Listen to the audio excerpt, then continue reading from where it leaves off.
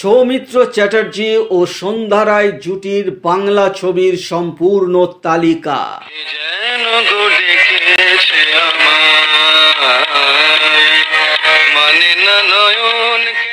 এই ভিডিওতে আমরা জানবো সৌমিত্র চ্যাটার্জি ও সন্ধ্যা রায় দুজনে মিলে একসঙ্গে মোট কটি ছবি করেছিলেন ও সেই সব ছবির ব্যবসা কিরকম ছিল। একটি অনুরোধের ভিডিও, এই ভিডিওটি আনার জন্য অনুরোধ করেছিলেন বিপ্লব বিশ্বাস, গৌরব চক্রবর্তী ও রূপক রায় চৌধুরী। তো তাদের জন্য ভিডিওটি এবং তার সঙ্গে অবশ্যই যারা সৌমিত্র সন্ধ্যা রায় ছবির ভক্ত তাদের জন্য ভিডিওটি শুরু করার আগে এখনো যারা এই চ্যানেলটিকে সাবস্ক্রাইব করে রাখেননি এক্ষুনি করে নিজেদের সংগ্রহে রেখে দিন, কারণ এখানে আপনারা যে ধরনের ইনফরমেশন প্রতিনিয়ত পেয়ে থাকেন তা কিন্তু আর অন্য কোথাও পাবেন না। চলুন আমরা দেরি না করে সৌমিত্র চট্টোপাধ্যায় সন্ধ্যা রায়ের উপরে ভিডিওটি শুরু করে ফেলি।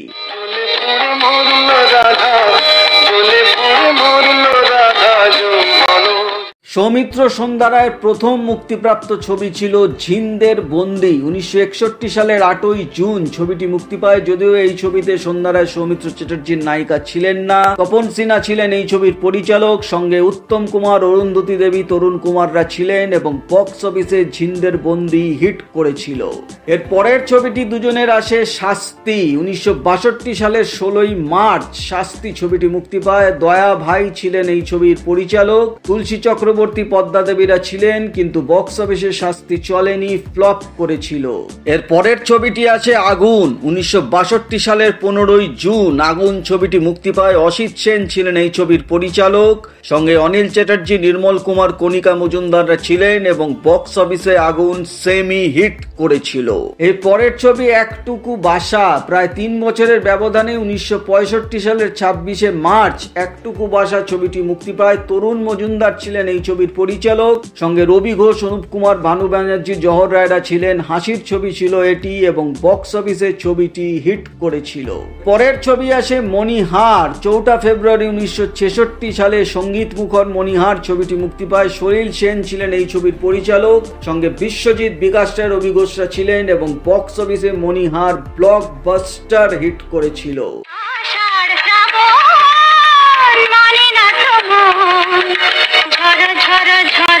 এর পরের ছবি হঠাৎ দেখা। 1967 সালের 27শে জানুয়ারি হঠাৎ দেখা ছবিটি মুক্তি পায়। নিত্যানন্দ দত্ত ছিলেন এই ছবির পরিচালক, সঙ্গে অনুপ কুমার, পাহাড়ি সান্যাল, ভানু বন্দ্যোপাধ্যায়রা ছিলেন এবং বক্স অফিসে হঠাৎ দেখা অ্যাভারেজ ব্যবসা করেছিল। এর পরের ছবি প্রস্তর স্বাক্ষর। একই বছর 1967 সালের 4 আগস্ট প্রস্তর স্বাক্ষর ছবিটি মুক্তি পায়। সলিল দত্ত ছিলেন এই ছবির পরিচালক, সঙ্গে বিকাশ রায়, অনুপ কুমার, তরুণ কুমাররা ছিলেন এবং বক্স অফিসে ছবিটি অ্যাভারেজ ব্যবসা করেছিল। পরের ছবি বাঘিনী। 1968 সালের 30শে আগস্ট বাঘিনী ছবিটি মুক্তি পায়। বিজয় বসু ছিলেন এই ছবির পরিচালক, সঙ্গে বিকাশ রায়, রবি ঘোষ, ভানু বন্দ্যোপাধ্যায়, জহর রায়রা ছিলেন এবং বক্স অফিসে বাঘিনী হিট হয়েছিল এবং ছবির গানও দারুণ হিট করেছিল।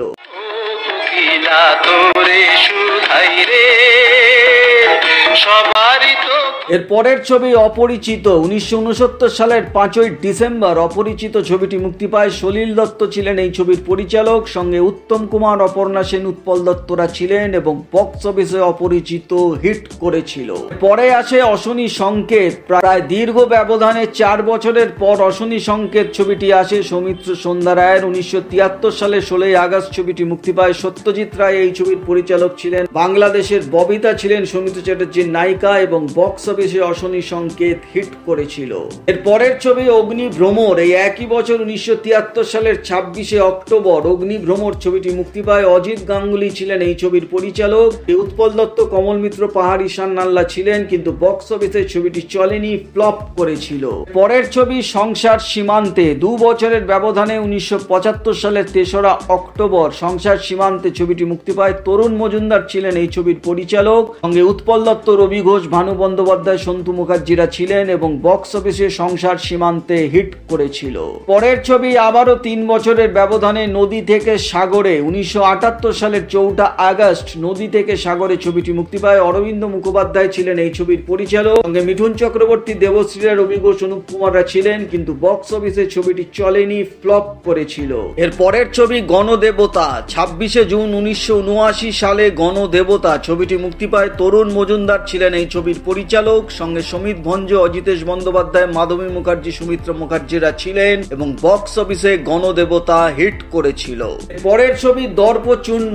27 জুন 1980 সালে দর্পচূর্ণ ছবিটি মুক্তি পায়। দিলীপ রায় ছিলেন এই ছবির পরিচালক, সঙ্গে উত্তম কুমার, দীপঙ্কর দে, ভানু বন্দ্যোপাধ্যায়রা ছিলেন, কিন্তু বক্স অফিসে ছবিটি চলেনি, ফ্লপ হয়েছিল। এর পরের ছবি খেলার পুতুল। 1982 সালের 2রা জুলাই খেলার পুতুল ছবিটি মুক্তি পায়। তরুণ মজুমদার ছিলেন এই ছবির পরিচালক, সুমিত্রা মুখার্জি, অনুপ কুমাররা ছিলেন এবং বক্স অফিসে খেলার পুতুল হিট করেছিল।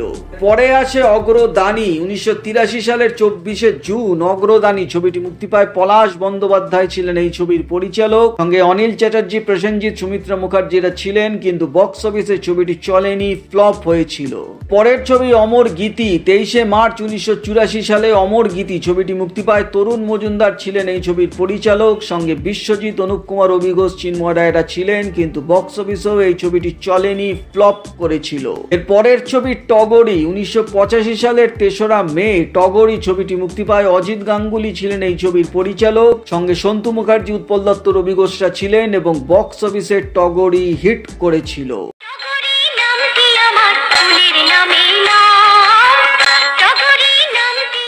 পরে আসে অচেনা মুখ। 1986 সালের 26 জুন অচেনা মুখ ছবিটি মুক্তি পায়। অজিত লাহিড়ী এই ছবির পরিচালক ছিলেন, সঙ্গে ভানু বন্দ্যোপাধ্যায়, চিন্ময় রায়রা ছিলেন, কিন্তু এই ছবিটিও বক্স অফিসে চলেনি, ফ্লপ করেছিল। পরের ছবি আগমন। 2রা ডিসেম্বর 1988 সালে আগমন ছবিটি মুক্তি পায়। তরুণ মজুমদার ছিলেন এই ছবির পরিচালক, সঙ্গে তাপস পাল, দেবশ্রী, উৎপল দত্ত, সুমিত্রা মুখার্জিরা ছিলেন এবং বক্স অফিসে আগমন হিট করেছিল। পরে আসে 1991 সালে পথ ও প্রাসাদ ছবিটি। 7 জুন 1991 সালে ছবিটি মুক্তি পায়। তরুণ মজুমদার ছিলেন এই ছবির পরিচালক, সঙ্গে উৎপল দত্ত, অনুপ কুমাররা ছিলেন। বক্স অফিসে ছবিটি ফ্লপ হয়েছিল। এর পরের ছবি দেবী পক্ষ। 8 অক্টোবর 2004 সালে দেবী পক্ষ ছবিটি মুক্তি পায়। রাজা সেন ছিলেন এই ছবির পরিচালক, সঙ্গে ঋতুপর্ণা সেনগুপ্ত, কোয়েল মল্লিক, শতাব্দী রায়রা ছিলেন, কিন্তু বক্স অফিসে দেবী পক্ষ চলেনি, ফ্লপ করেছিল। আর সৌমিত্র চ্যাটার্জি, সন্ধ্যা রায়ের এটি ছিল শেষ মুক্তিপ্রাপ্ত ছবি। সৌমিত্র চ্যাটার্জি ও সন্ধ্যা রায়ের যদি একটি কেরিয়ার সামারি করা যায় তাহলে দেখা যাবে দুজনে মিলে একসঙ্গে মোট 23টি ছবি করেছিলেন। তার মধ্যে ব্লকবাস্টার ছবি হয়েছিল 1টি, 10টি ছবি হিট করেছিল, সেমি হিট ছবি ছিল 1টি, এভারেজ ছবি 2টি এবং ফ্লপ ছবি ছিল 9টি।